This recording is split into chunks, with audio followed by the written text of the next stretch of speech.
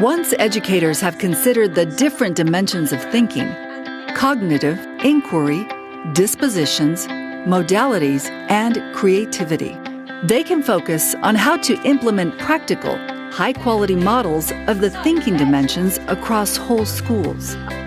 Thinking Schools International has developed 3 pathways or approaches for schools embarking on the journey of becoming thinking schools. Each pathway has a model to facilitate its implementation. We've developed models that are student-centered, that are practical, that are adaptable, that students can learn quite easily. There's so much information that students need to hold on to. And one of the powers of having a visual tool is here they have an array of their information that's nicely laid out, but it's still tentative. There's a lot of information in a textbook that students are asked to read and reflect on. They need to feel that they can step back, look at the array of information, and then have tools, for example, with thinking points, to pattern that information, generate and organize ideas, that they have really some very clear structures for doing inquiry and problem solving. The Dispositions for Mindfulness pathway helps students to be mindful of their own thinking while being open to the other ways people think and act.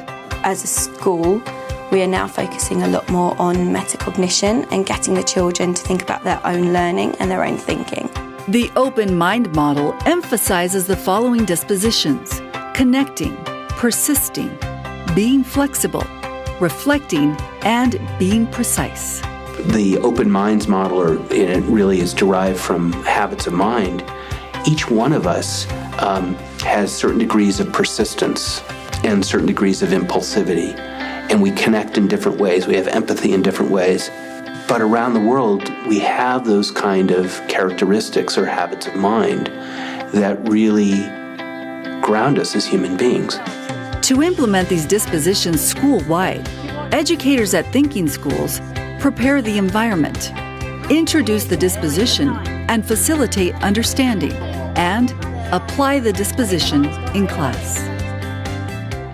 The children are now becoming much more articulate, and they're able to explain what they're thinking and explain their answers much more effectively. The children are more independent and in control of their learning, and that's demonstrated through them being articulate, through the homework they've produced, through the scores that they're achieving on a day-to-day basis. This pathway we call questioning for inquiry.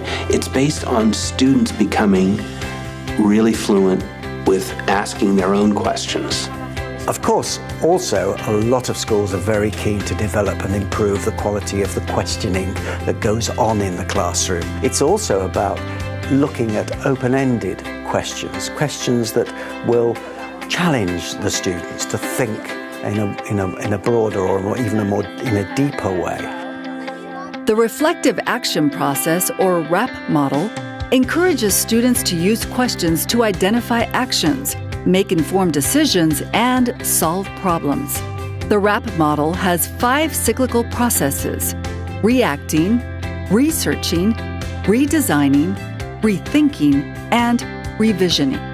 It's basically, if you will, comes out of some very traditional formats, such as the scientific method. So it's all the way through focused simultaneously really on teachers asking facilitative questions, but students having the time and some of the practice time to become fluent with asking questions of themselves and in groups.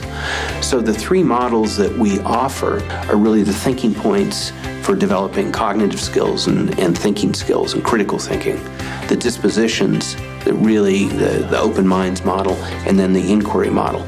Now, what's key is that over time, the students start to mesh those together. And so they really have a foundation for learning content, but also maturing as thinkers.